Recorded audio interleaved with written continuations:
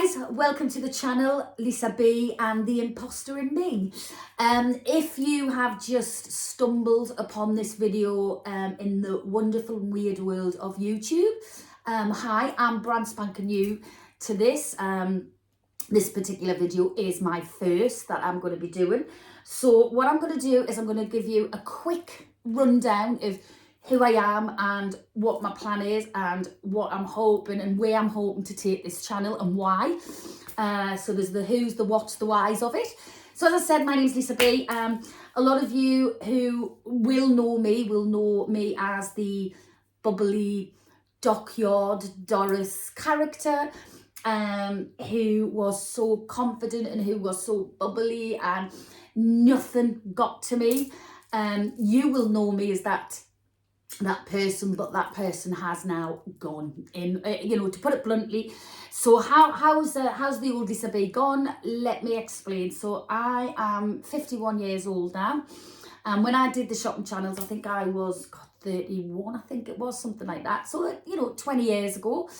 And 20 years ago I was in a phase of my life where which I had always been, where nothing really kind of got to me in a sense of where it ruined my life.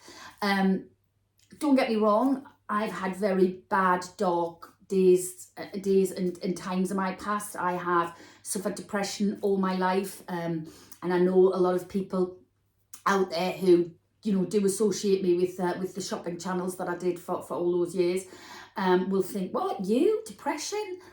Yeah, I am the classic face of depression. I'm this bubbly, funny, hopefully, confident girl, where a lot of the times it was a huge mask for me, but I masked it well, and I got through life obviously masking it. Didn't realise I was masking it. I haven't realised a lot of things that I did in my past have actually made a lot of sense now. I'm doing a lot of research about the way I'm feeling in menopause and things like that, and how menopause and mental health's all connected. If you have suffered mental health in your younger days, the chances are that menopause might be a little bit more difficult for you. I didn't know any of this. I had no idea. I thought, like probably a lot of people in their 20s and 30s, unless you're obviously going through it young, I thought the menopause was period stopping and getting a few hot flushes. I was prepared for that. I was ready for that. I was not ready for what happened, because it isn't just hot flushes and it isn't just your period stopping. It is a whole new way of having to navigate life and yourself, especially if you might be one of these really, really lucky females who don't even realise they've gone through the process of menopause. All they know is that their periods have stopped and that must be it now. And hey, I'm very, very jealous, because that's what I expected to happen, and it doesn't. And when it does, it almost, looking back now, I can kind of pinpoint when it started to obviously happen. Now, for me, it's a little bit more difficult kind of working out and pinpointing when it happened, because I had a hysterectomy when I was 42, I think it was. So I had my uterus and my cervix removed, but I didn't have my ovaries removed.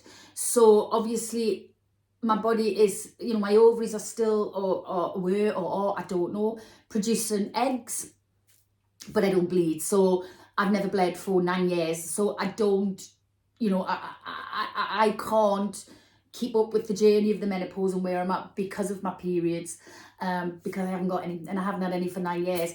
So even though I'm still, if I still had a cervix and a uterus, I would obviously be bleeding, as and when and what have you, but I can't gauge it from that. So I have to gauge it from when I started having all the mental things that can be associated with menopause. But I also have to be very, very careful as well, because I'm in the middle of being diagnosed with ADHD. And a lot of this, what they say is potentially what could have been happening is that I've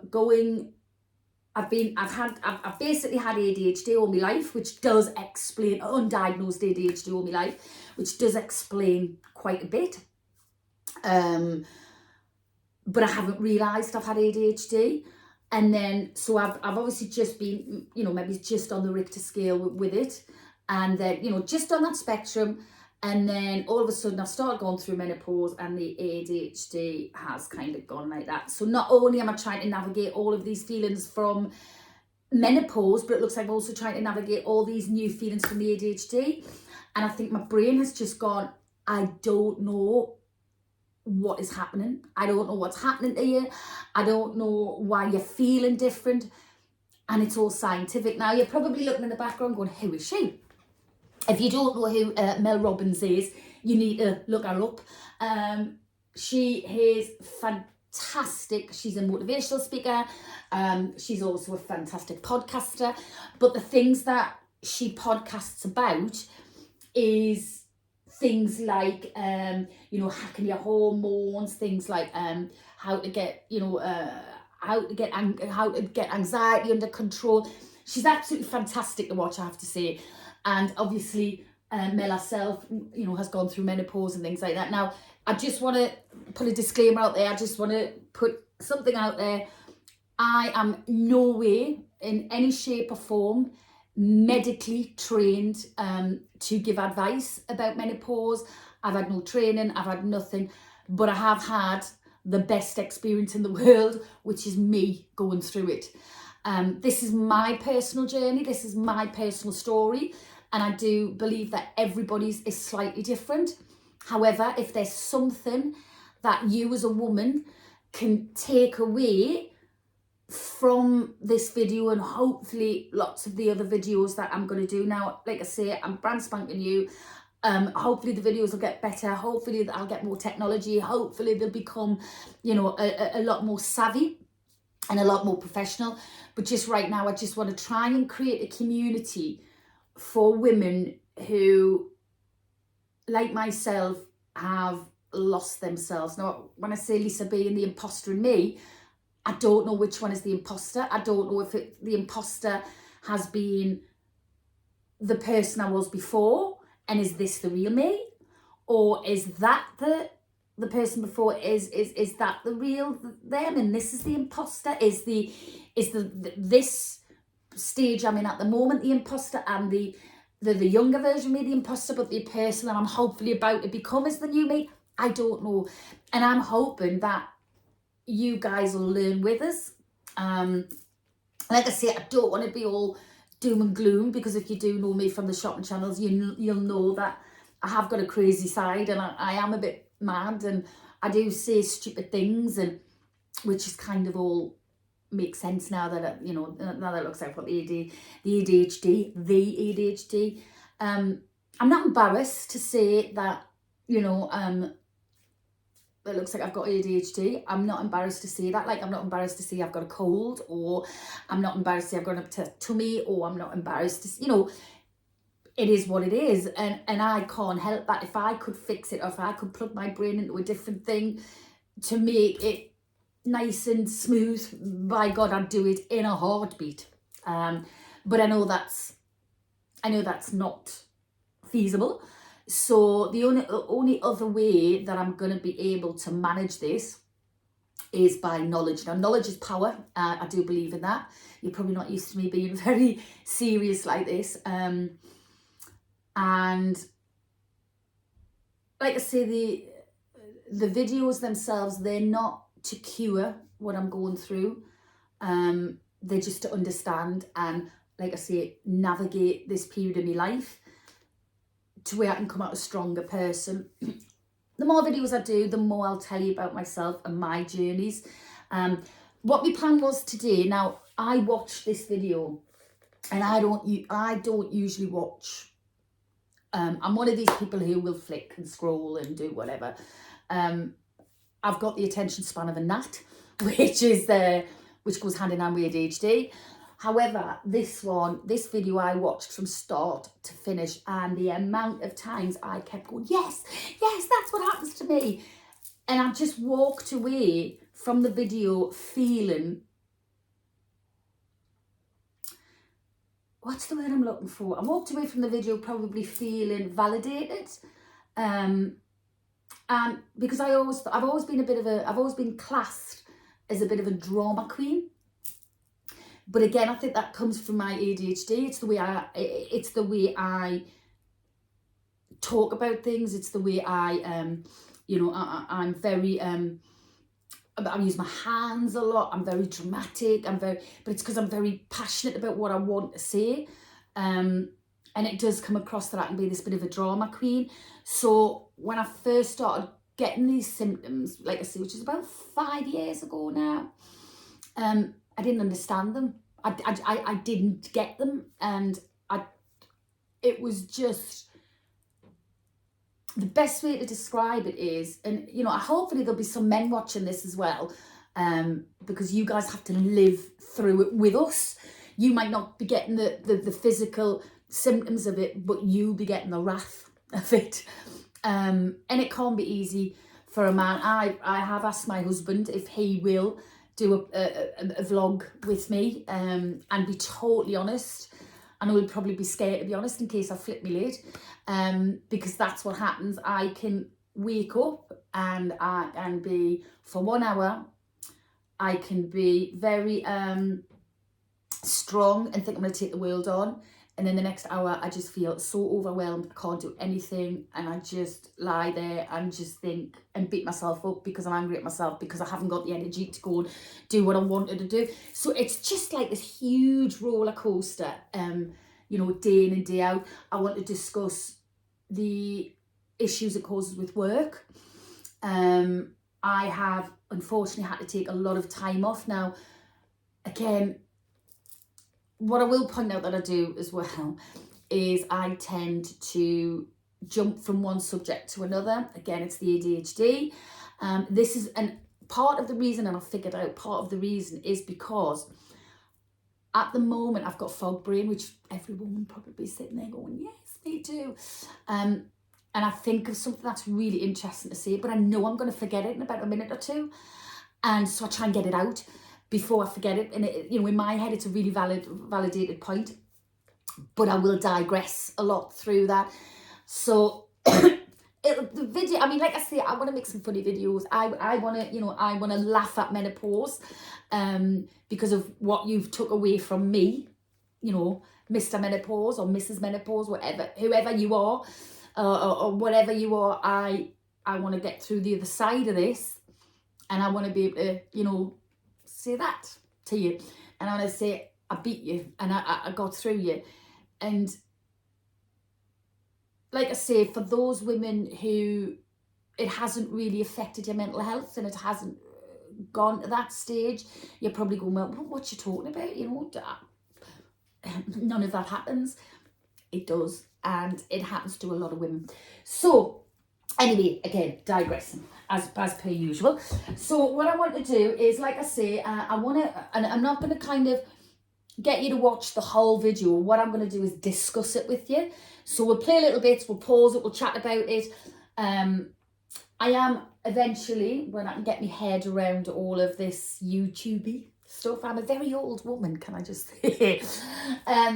But when I get my head around it all, I want to do live interactions, and I want to be able to do things like this when you put your comments up, and we'll discuss it together. Like I said, I want it to be just a community where somebody can go, do you know what, it isn't just me.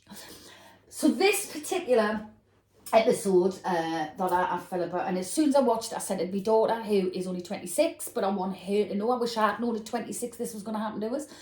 I sent it to my mum. Now my mum's well and truly through the menopause, but I wanted her to understand why she felt the way she did, because it wasn't talked about my mum's generation. At least now we as a generation are discussing it. So by the time my daughter, who is 26, by the time she goes through it, I don't think it'll be as such a taboo subject.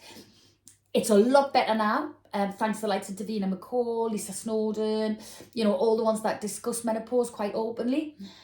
But it's, and that's another thing I'll do, by the way, I'll lose my train of thought, brain fog. But it's the medical side of it, and why, you know, things that I didn't even know I had. Things, we've got hundreds of thousands of receptors in our bodies, and you know, they slow down. And sorry, I'm just going to get the, no, it's not there, I was going to get the control. I don't know where I've put the control now to start playing Mel. But yeah, so it is just basically you and I mean, Christ, I've talked for 15 minutes already. Where's that 15 minutes? No wonder I worked in Shopping Channel, I had to talk for like 3 hours non-stop.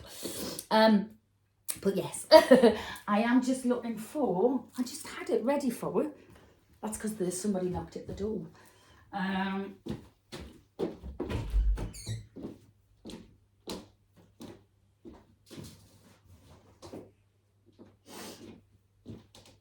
it is. See, again, do you do that, guys? Do you just put things down and have no idea where you've put them? No, it's crazy, isn't it? I'm going to shut that door as well. You probably not be able to see, but my Christmas tree is behind there. Merry Christmas. So, Mel Robbins, let's have a look. She's going to introduce herself. Like I say, as soon as I watched this video, I sent it to everybody, young and old. I wanted people to understand why they went through this many years ago without knowing. You know, you might even, people who've gone through it might even go, oh my God, I didn't realise that was because of. But anyway, let's Mel introduce herself. And I just want to tell you, this is going to be one of those episodes that's going to change your life. And it will change the life of every girl and woman you know. So please share it, share it, share it. Agreed. Ready? You Agreed. ready to start the Mel Robbins podcast? I know you are. Me too. Don't forget to subscribe. Mwah. Let's do this. We were living our lives, managing our stress, managing our weight, doing all the things. Mm-hmm. And then all of a sudden, you can't put your finger on it, but something's changed. That's exactly what everybody says. And whether this is happening to you, or you've heard your sister or your mother or your partner say this, we start going, my pants are not fitting. I am grouchy. Suddenly I feel like I have ADHD or brain fog or dementia. I don't feel like myself in my body. You are every single patient who comes to my office. This exact same story. Let me explain, well, let Mel explain who this lady is, and why she has the rights to be able to speak about, just turn that down. Just when yeah, she is the leading menopause specialist in America, and she'll explain to you why she got into this. But yeah, she, if anybody's going to know, she is A, she's a woman who's gone through it. B, she's medically trained as well. So hence why I kind of wanted to watch this with. So I've got a really itchy nose. Now, again, digressing. That's another thing that I don't know if you guys are getting as a symptom. I get very crawly skin. I feel like little tiny spiders are crawling on us. I get really itchy nose. So yeah, another lovely sign of menopause. So let's get this back on. Hey, it's Mel, and I'm so glad that you're here today, whether you're listening for yourself or because someone that you loved shared this episode with you. I want to welcome you to the Mel Robbins podcast family. And she's fantastic. Thank you for making this Watch podcast one of the most popular podcasts in the entire world. It is an absolute honor to be able to spend some time with you today. And I want to start by acknowledging you for something. You could be listening or watching to a bazillion things right now, but you chose to take some time for yourself and listen to something that can help you create a better life. It's about time. And today, holy cow, is that going to happen? Because we are digging into a topic that is impacting nearly 1.2 billion people. 1.2 It also happens to be one of the most requested subjects that you've been asking me to cover. And one of the reasons why you want me to cover it is because there is so much confusion, so much conflicting information about this subject. Agreed. What am I talking about? Agreed. Menopause. So I just want to point out, and this is what my plan is to keep stopping and starting. Again, I've got that itchy, crawly skin thing. So basically, with the obviously menopause, say again, lost my train. That was it. I'll keep doing this as well. I'll keep losing my train of thought. That's why I have to get it out very quickly. So I was made aware, and I have to say, I'm going to put out there, me personally, my personal journey. My doctors are fantastic, and my doctors are really, really trying. I have Dr. Gordon and Dr. Curry, and you know, like anybody, I probably went along to the doctors, maybe once a year if I had an infection or something like that. But I wasn't a person who went to the doctors all the time. I feel like I'm never out their office right now. I'm terrible. And because there's new symptoms develop, and I think that can't be menopause, and it is. But what I feel sorry for the doctors for is, do you know they get 2 to 4 hours training through the whole of the 7 or 8 years that they train to be a GP? They get 2 to 4 hours training on menopause. Now, you've just heard her there. There is, 1.4 billion people or whatever it is has got it, and yet they get 4 hours. Now, I don't want to take anything away from any specialists from any other kind of disease or anything. You know, I listen, cancer, it's affected me, my family. You know, strokes, that's affected me, my family. Lots of different things, and all the research should be going into the likes of that. I totally understand, but there needs to be more funding for this. I don't want to, and when I say funding, I don't want to take funding away from another fantastic cause. I want funding specifically, and it is getting better, but for 2 to 4 hours, that's all the training. Would you be comfortable going to get some advice of somebody who's had 2 to 4 hours training, and then give you medication, and then, you know, get your hormones all over? And I'm not taking anything away from, like I say, from my doctor. I'm really lucky. My doctors have been fantastic. My doctor's got a menopause specialist. My doctors are one of the best doctors in the country, and I have said that all along. They have, through my whole mental health struggle that I've had for 5-6 years now, maybe it's even a bit longer with me depression and things like that, they have been fantastic, never ever judged me. So I'm one of the lucky ones. I've got great doctors, but that, no wonder it's confusing. No wonder women don't know where the hell to turn and what the hell to say, and how can we as women sit there and explain to a medical profession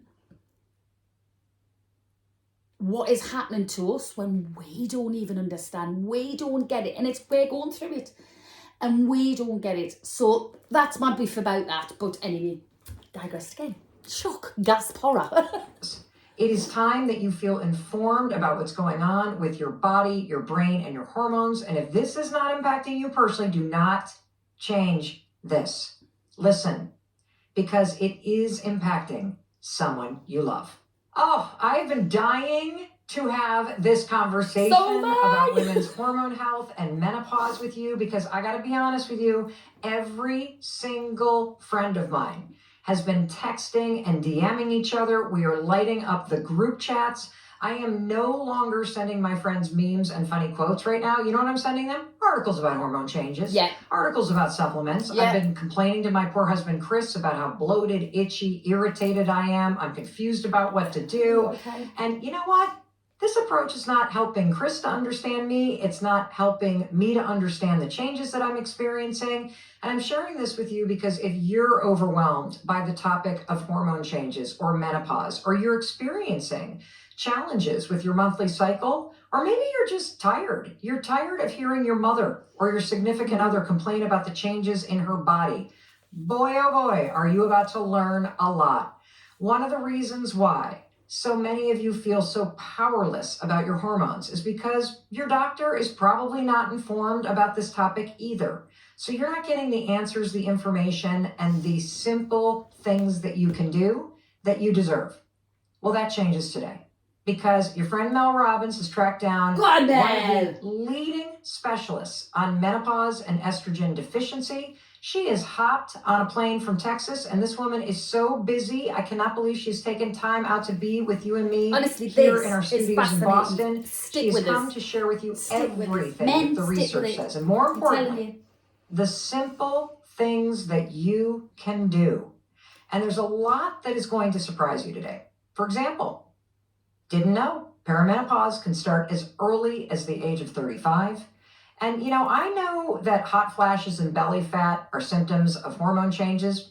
It's probably just the symptoms that I complain about the most. Yeah. But current research is finding that things like ringing in your ears, frozen shoulder, I didn't even know that was a thing, dry skin, dry mouth, body odor, anxiety, fatigue, lack of a sex drive, autoimmune diseases, and on can all potentially be tied back to the changes your body is experiencing because of menopause. I am so honored for you to meet our expert today because she's going to simplify this topic so that you That's no what we need. longer It's feel simplified overwhelmed and left behind by the medical community, but rather you feel empowered and excited about what you can do. So let me tell you a little bit about Dr. Mary Claire Haver. She is a board-certified obstetrics and gynecology specialist. Dr. Haver is also a certified menopause practitioner from the Menopause Society. This is what we need. And you're going to learn why that's actually a very big deal a little bit later in our conversation. She's also a certified culinary medicine specialist from Tulane University, a best-selling author, and author of the incredible brand new book, The New Menopause. She's the founder of the Mary Claire Wellness Clinic, which is dedicated to the care of menopausal patients. And this is really important. She has 2 kids.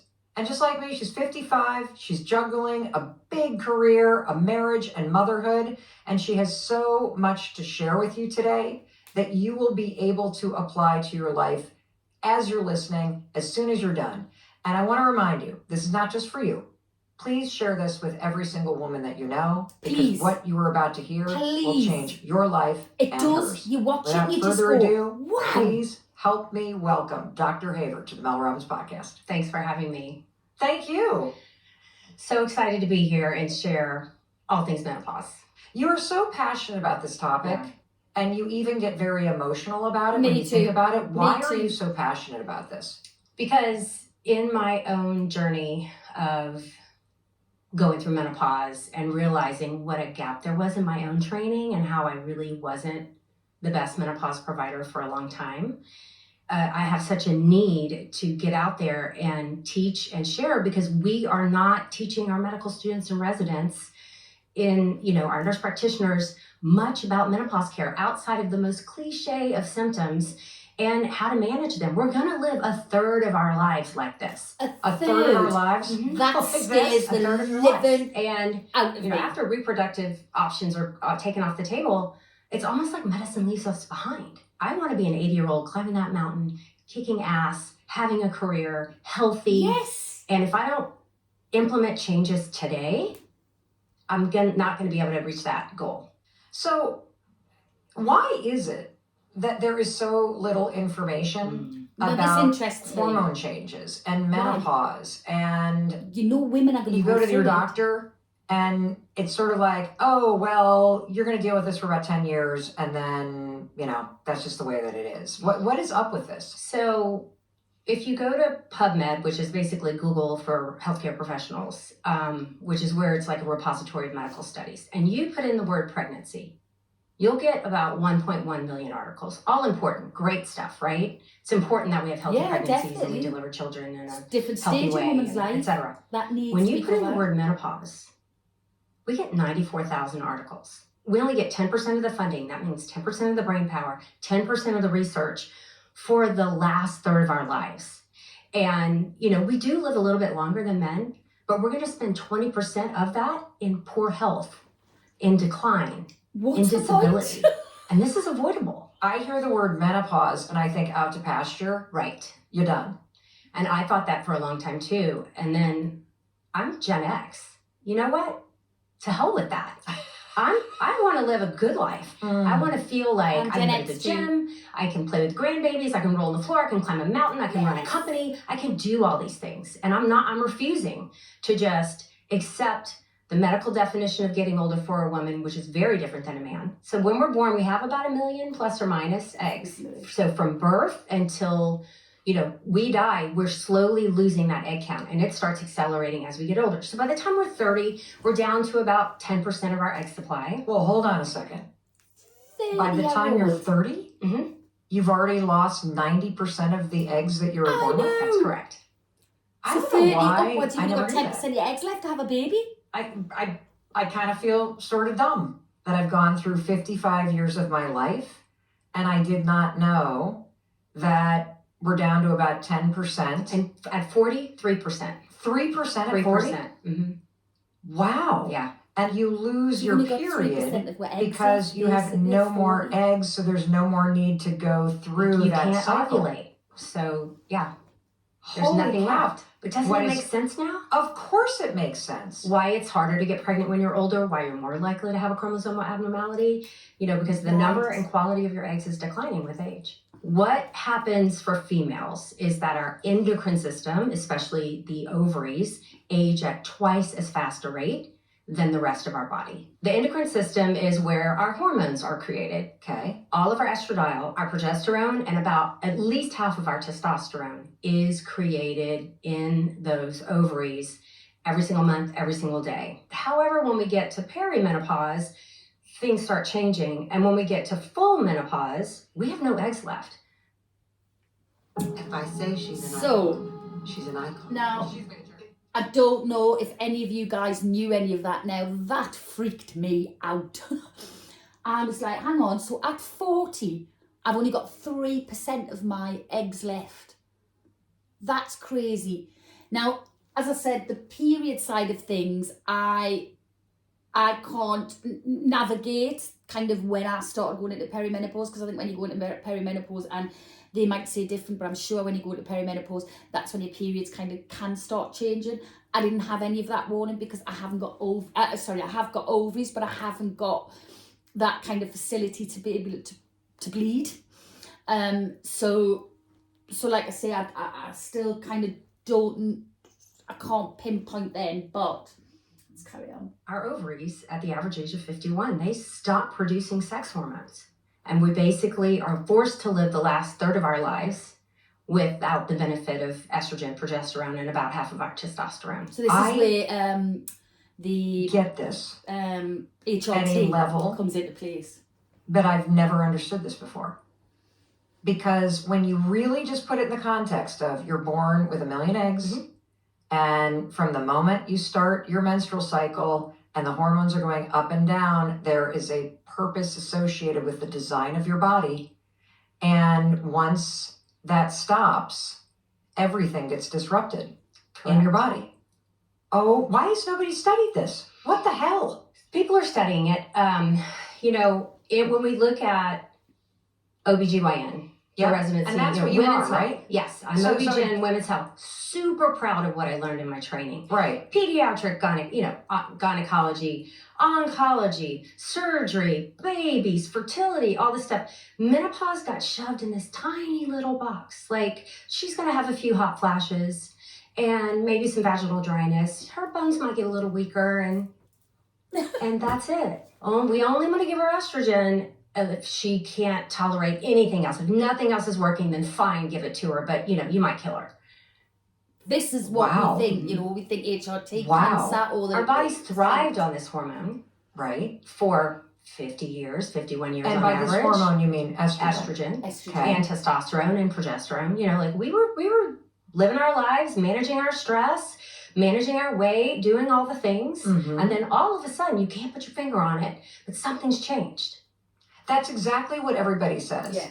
And whether this is happening You to don't wake you up or one you've morning and heard go, your "Bad sister period, or your stop." mother or your partner say this, we start going, Just... I'm doing the same stuff I've always done. Sorry, I just have to Like pause that. my It just literally creeps in at a certain age, and then it just chips and chips and chips and chips and chips.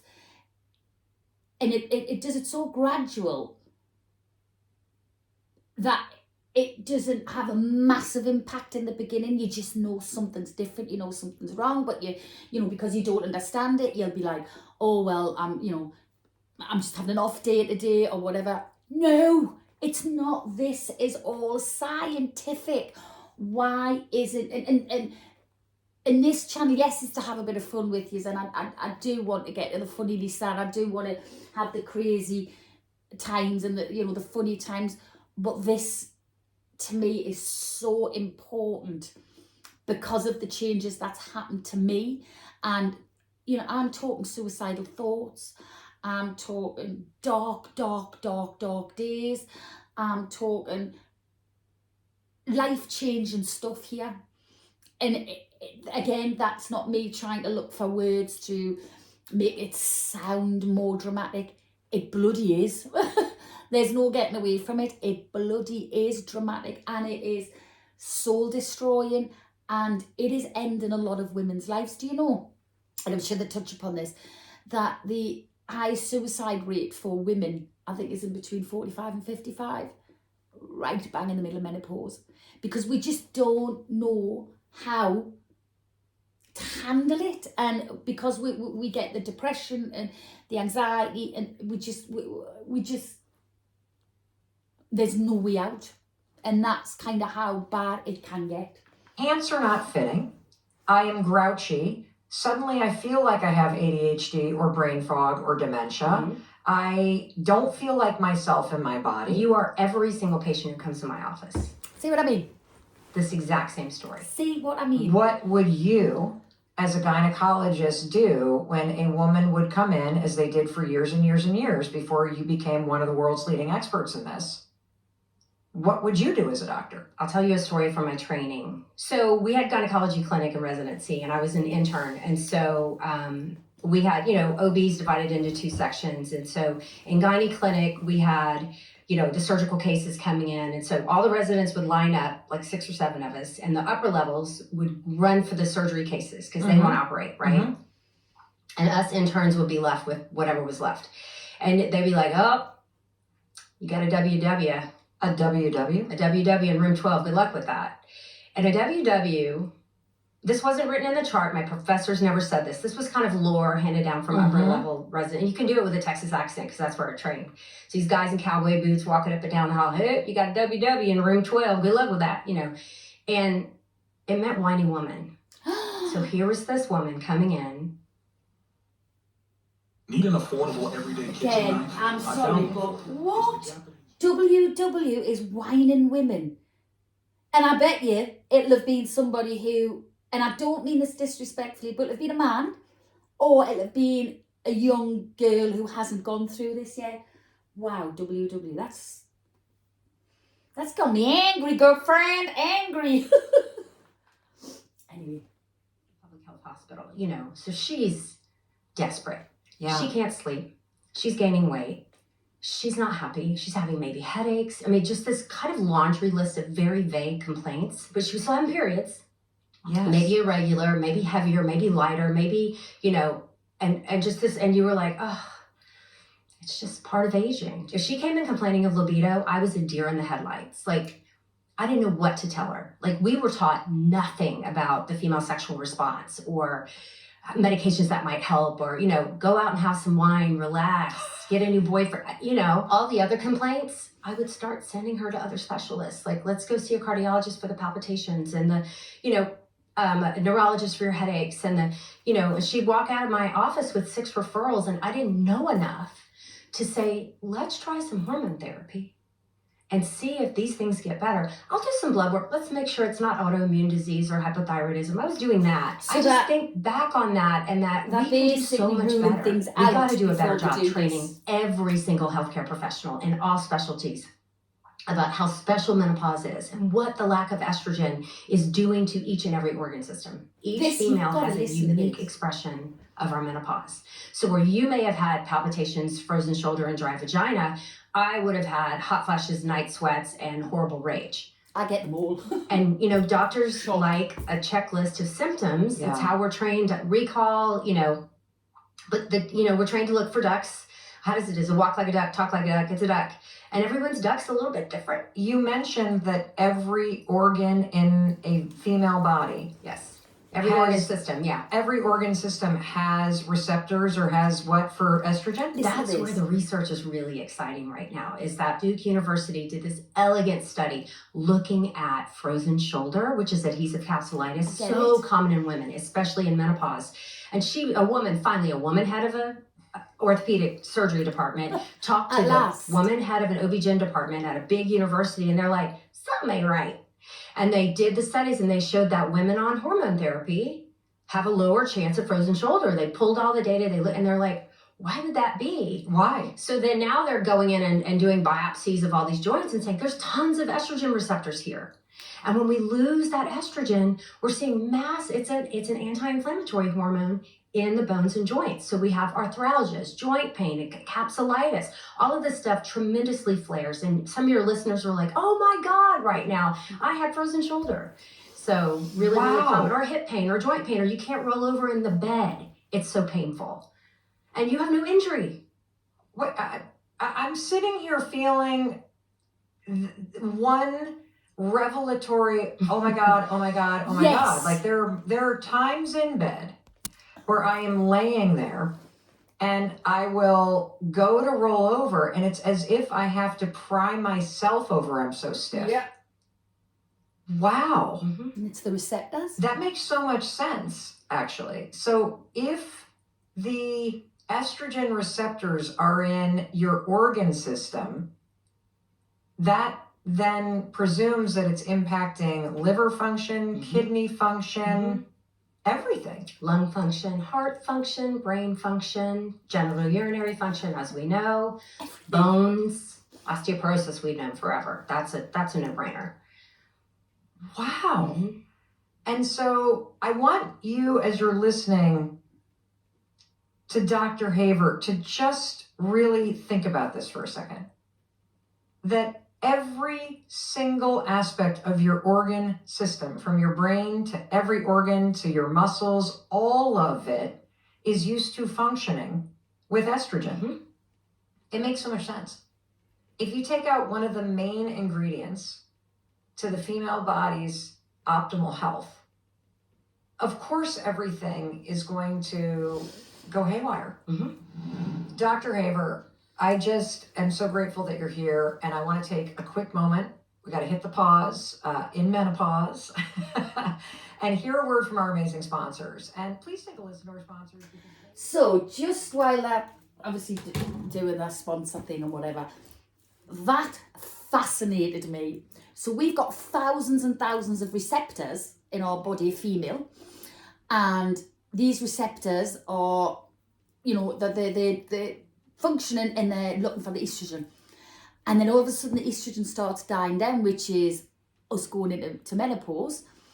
And that's what happens when we go into menopause. The estrogen isn't given off as much, but your receptors are still looking for it all. And no wonder, and when you're thinking about it, you're looking at liver, heart, brain, all of these receptors looking for the estrogen. It's not there. And so no wonder in your head you're thinking, what the hell's happening to me? What's going on? Your body is doing exactly the same thing because it hasn't got this estrogen. Honestly, the scientific side behind this is eye-watering. It really is. Let's have a look. In women's hormones health, so you've now got this estrogen deficiency. Well, not zero. Okay. Menopause is zero. But still, it's I'm a saying lot lower. So I want you to pay attention to what Dr. Haver is about to explain to you. Because your body has been experiencing mild symptoms of this for your entire life. You just probably thought it was whatever. But this is the symptoms of a drop of estrogen. How is estrogen helping your body and your organ system run in the most optimal way? Efficient manner. Okay. So the first, half of our cycle, so you have a period, the first day you bleed is day 1 of your cycle. So that's your shedding and starting over. So in those first 14 days, we call that the follicular phase. So that's when our follicles, which are the little sacs that our eggs sit in, start saying, okay, one of us is going to win. So 100, 200 of them are like, it's a race. The hormones are starting to, the brain's like, our estrogen's low. Let's go. Estrogen starts to rise.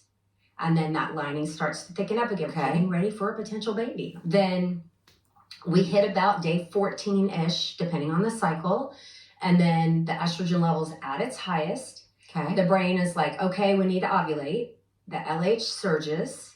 And that's That's the thing that makes the egg pop, and that one or two eggs come out. And then when the egg pops, the popping also creates a little surge of estrogen. So just a little bit more. Okay. And then progesterone starts being produced where that egg came out from. Okay. And that's a really efficient factory for creating progesterone. And then that progesterone starts rising in that second half.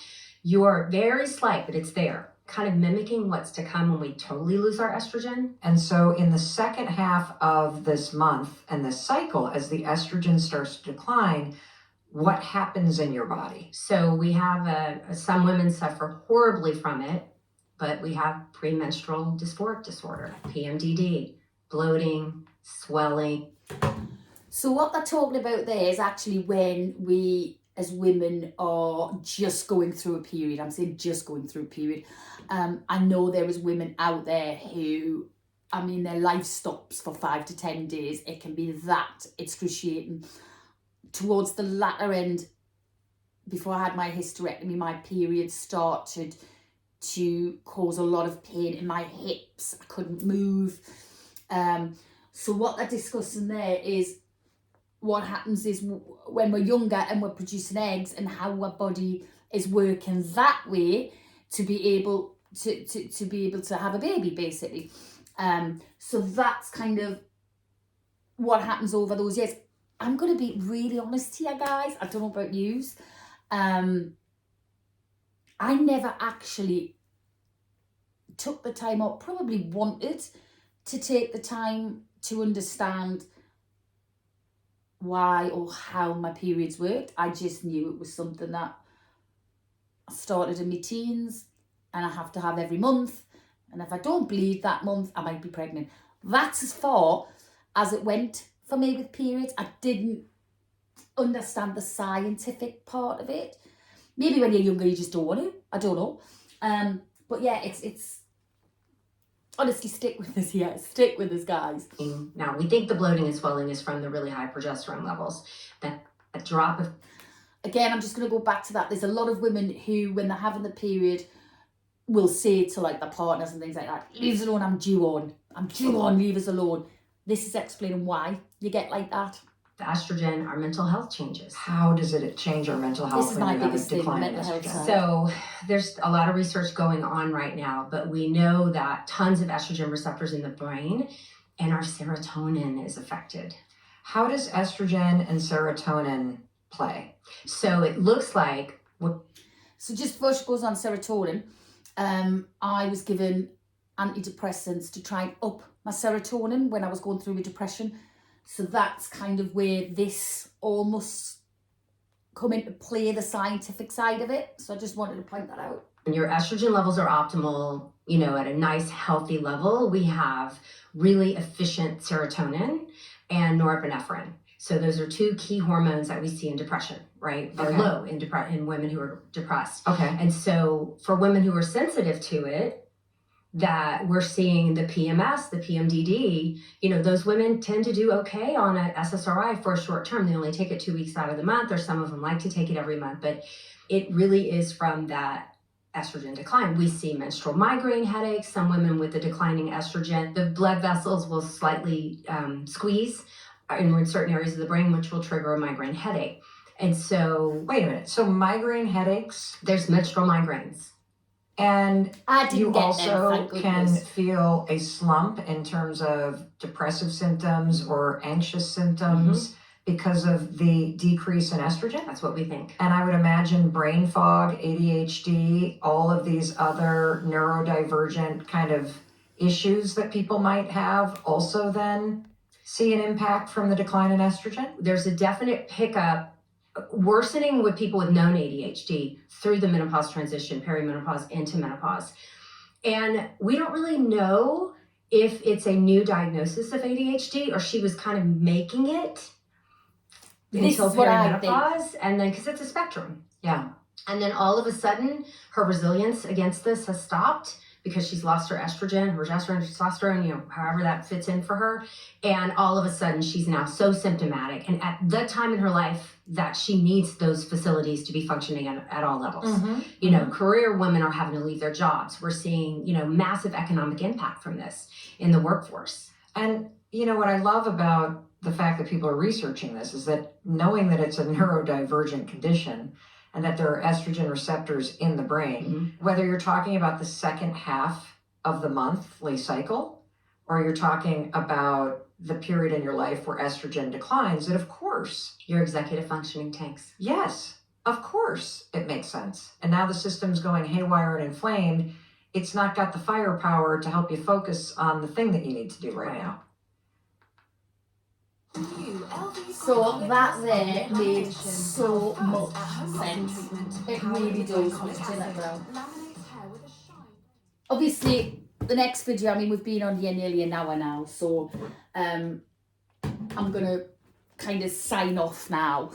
I just wanted to talk about that part of the video in my first kind of review, if you like, and it being the first ever YouTube video as well. Like I said, hopefully it will get better, and hopefully visually it'll get better, and as the community grows and as I be able to grow the channel, again, a little bit of knowledge about me. I've kind of always been quite business savvy. I've always had, you know, business ideas and startups and things and shopping channels and things. I'm not selling anything. I'm not asking you to, you know, to buy anything. The only thing I'm going to ask, the only way this is going to work is if you subscribe to the channel, if you send this to any lady or any young girl you know and say, look, subscribe to this channel, there'll be some videos that'll be useful for that. We'll have some fun on it, we'll have quizzes on it, we'll have a community on it.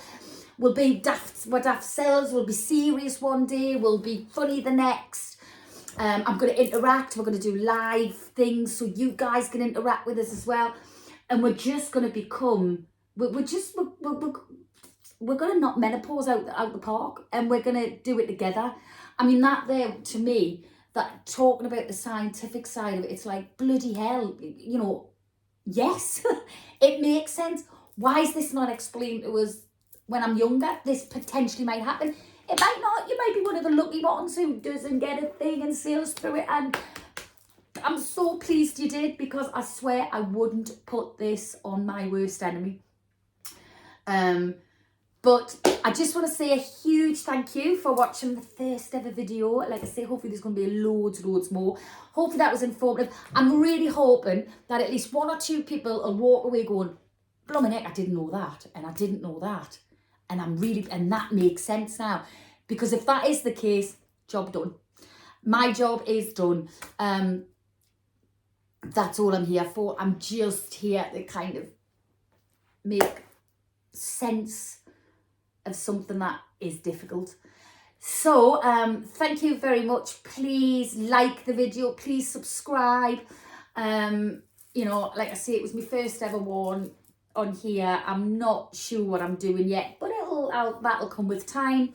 Any comments, please leave below. I'd like to say Mel Robbins, go and subscribe to her. She is amazing. Not only does she talk about menopause, but she talks a lot about mental health and things like that. I've took a lot of tips from Mel Robbins. But yes, anyway, hopefully you'll tune in for the next one. We'll do the other half of that video. We'll discuss that. I might even do a live one then if I can suss out how to do it. But yes, thank you very much. And please stay tuned for Lisa B and the imposter within me again. Take care, guys. Lovely seeing you. Bye.